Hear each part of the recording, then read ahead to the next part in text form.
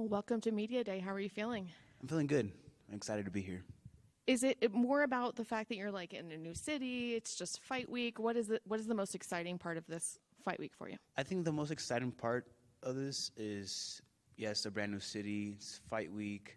It's another opportunity to showcase my skill set and fighting in an arena. I love fighting in the crowds. I love the atmosphere. I love everything about it. Do you prefer when the crowd is against you or for you? Because I've heard mixed reviews. I like both. Um, it's just like the energy they bring. It's very different. I feel the vibration through my body. So it's like I like both. And I'm not used to it. I've only fought once in an arena. And the one time I fought there, I was getting booed. But even that, I was enjoying every single moment. Yeah. Tell me about your opponent. What do you think of him? Julian Erosa, I think he's tough, gritty, but I've seen better. There's nothing I'm really too worried about. He's 29-11.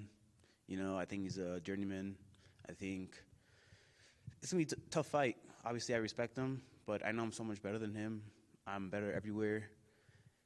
My striking, my grappling, I'm so much better than him.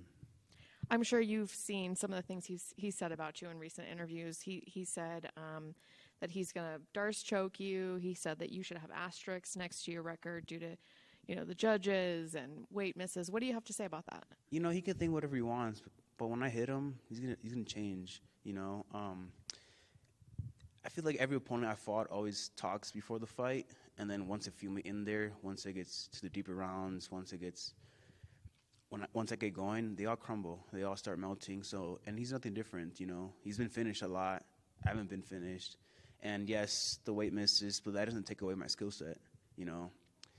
He's been finished like 7, 8 times. So, when you hear somebody talking like that about you before a fight, do you credit it to they're just building up the fight, or more of a he's scared and he's trying to build up his own like ego? What do you think the motivation behind talking about you like that is? I think he's scared. I know he knows. I know his coaches know who I am. I've trained there before, so they know.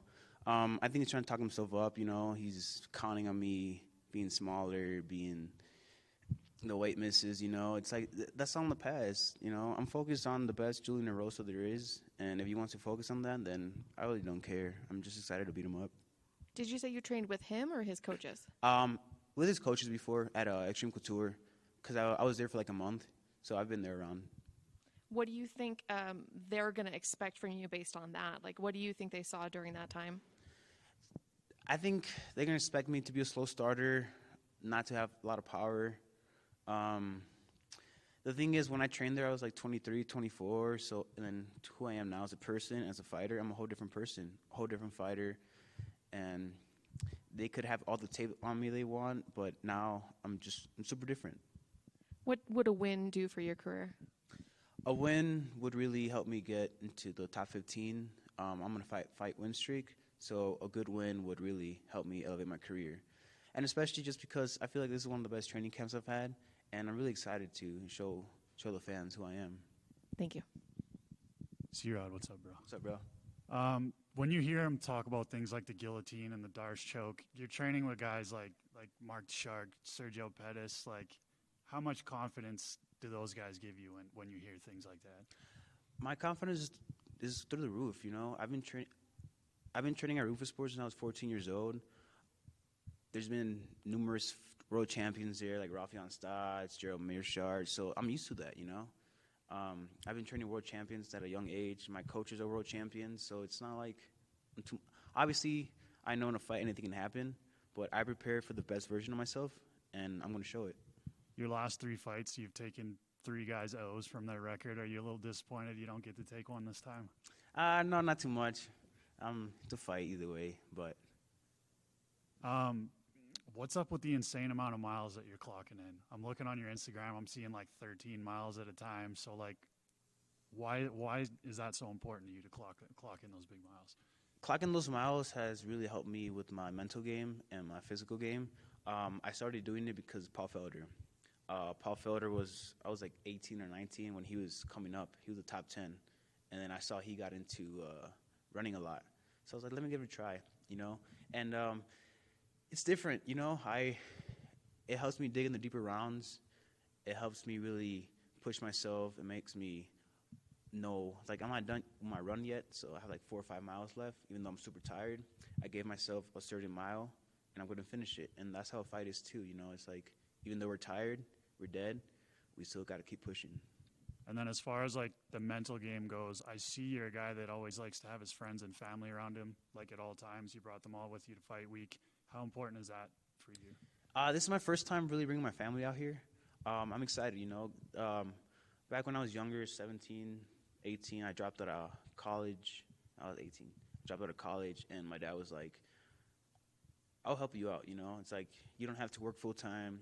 You can just do a little part-time for extra little cash, and then while you're here, you keep chasing your dream. And I owe them everything. I owe my family everything. Without my family, I wouldn't be in this situation. And would you like to throw your name in the hat for the best drip in the UFC? Yeah, I'll throw my name there. Appreciate you, bro. You mentioned the thought, or them having the thought of you potentially being a slow starter. What do you need to do to go out there and set the tone right away? I need to be myself. I need to stop overthinking it and just push the gas. When I push the gas, I'm not sure you guys saw my Contender Series fight. I just got to get going. Once I get going, I'm confident in my skill set, and that's what I need to be. In terms of Julian, he's kind of a zombie-style fighter that, you know, he almost comes back from the dead if you don't put him away. Do you think that you have to finish him in order to get your hand raised, or can you ride this out for 15 minutes? I can do both, but I definitely want to knock him out. That's what I'm going for, you know. All that shit he's been talking, I'll make him pay for it. You seem very even keel as far as the approach in that way. Is it just always the thought of, hey, I'm not going to let him get me too high. I'm not going to let me get too low. I'll let that, what action does, you know, kind of just go out there and set my statement for this performance? Yeah, I mean, every fight's personal for me, you know. Obviously, it's a sport, but every fight I go into, I have the mentality of, this guy wants to hurt me in front of my friends and my family, so I got to do the same, you know. I have no, how do I say it? No hard feelings, you know. I want to knock him out, and that's it. He does carry a bit of a pace throughout some of his fights, especially when he gets into rhythm.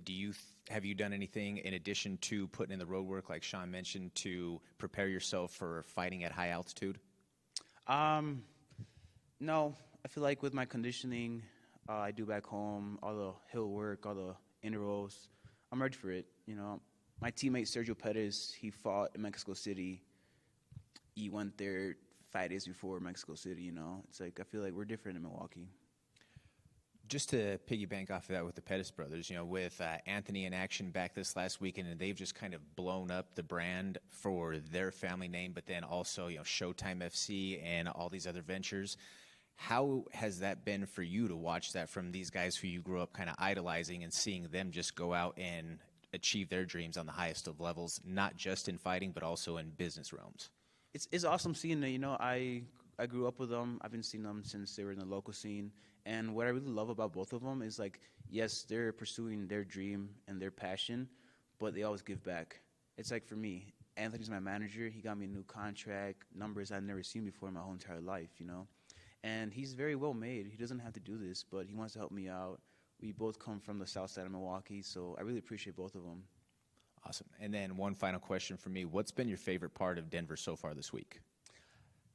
My favorite part of Denver has been enjoying this journey. The media day like this, yesterday, checking into the hotel, the workouts. I'm loving every single moment of it. Awesome. Thank you. I just have one more. You said you want to be in the running for the best drip. Who do you think has the best drip, if not you? I think Izzy and O'Malley are up there. Yeah, between those two.